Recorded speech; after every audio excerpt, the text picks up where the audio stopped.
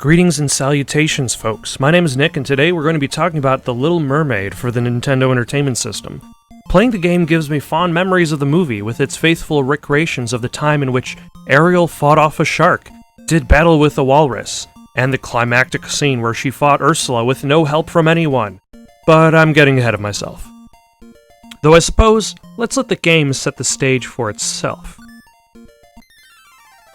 Ariel, Princess of the Sea, fell in love with Eric at first sight. She asked Ursula to make her human so she could meet him.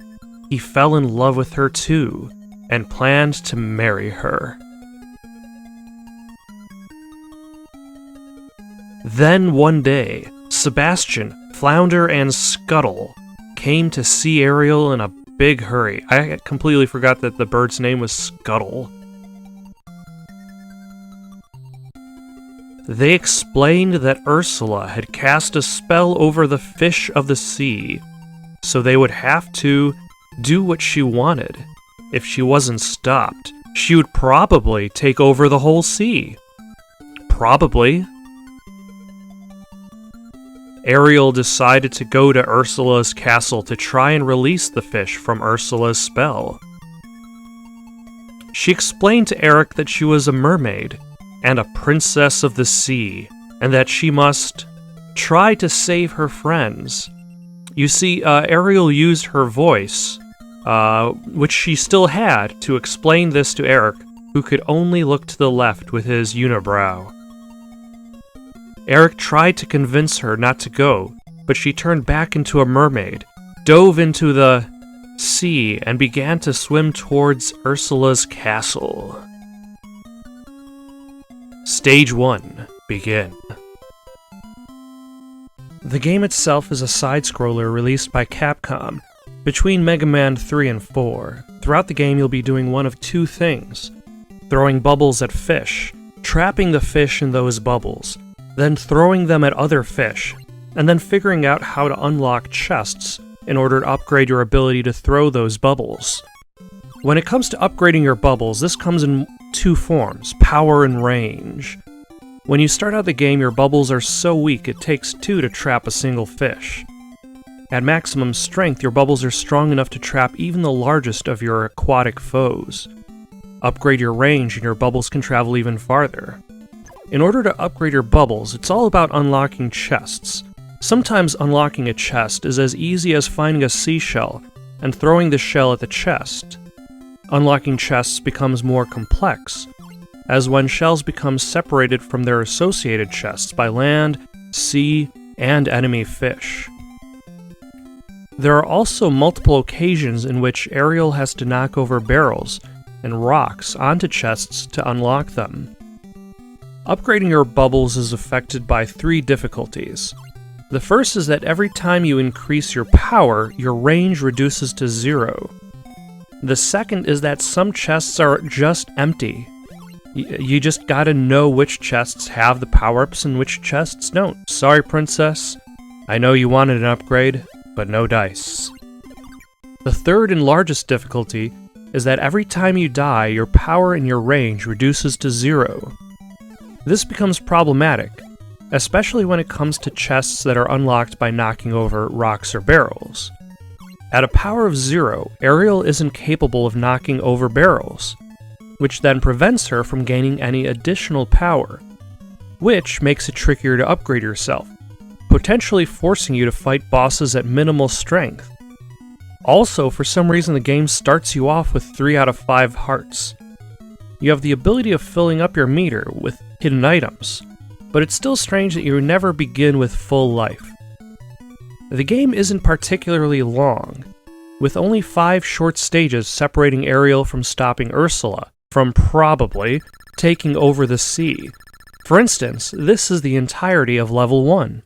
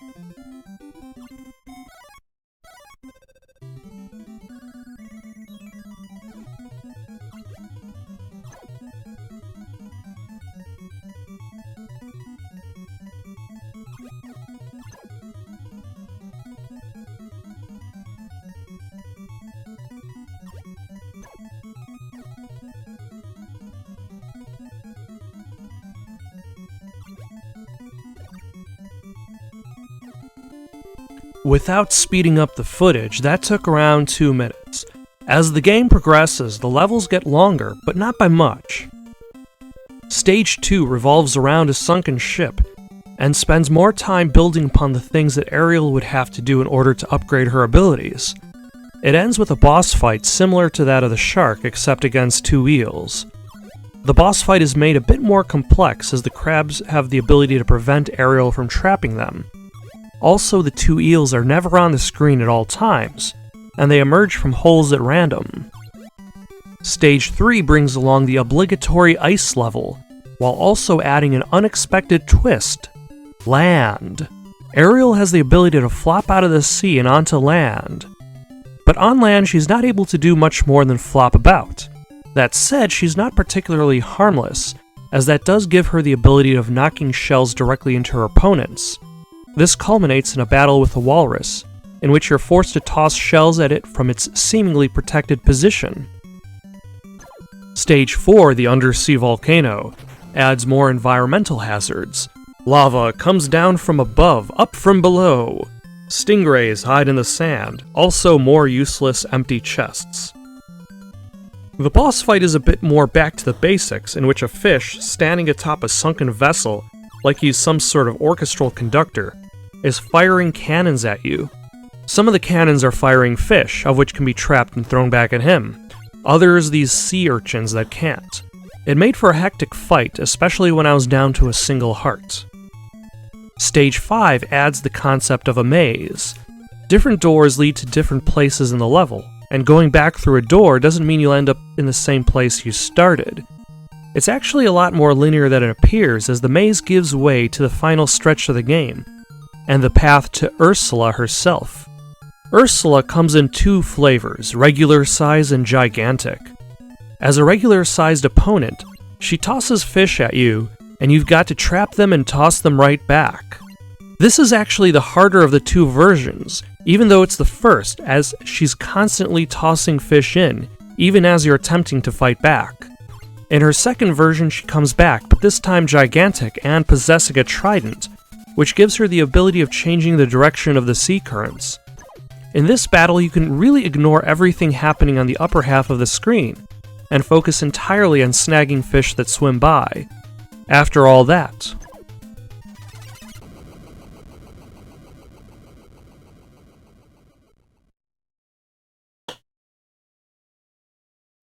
Ariel defeated Ursula and released her friends from the spell, but there was no way for her to become human again.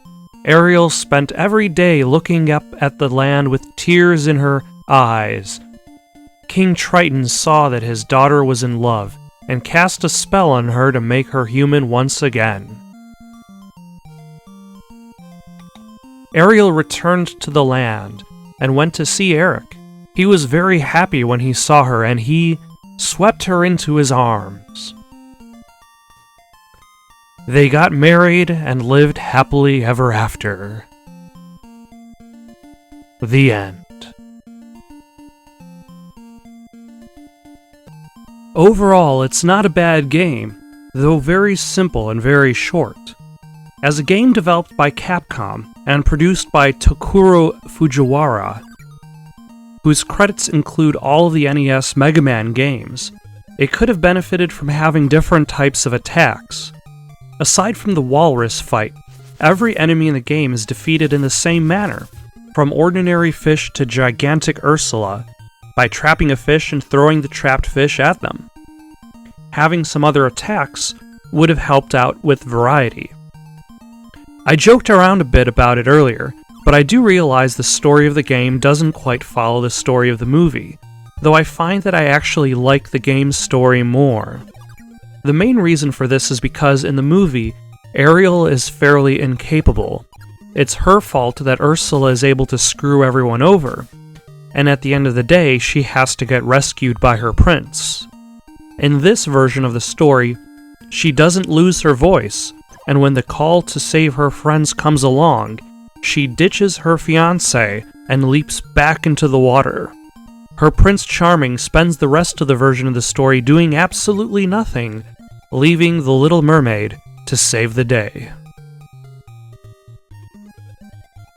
Thank you for watching. Questions, comments, recommendations for something to play next? Comment down below or send it on over to itsoundedgoodonpaper@gmail.com. That's itsoundedgoodonpaper@gmail.com. So long for now.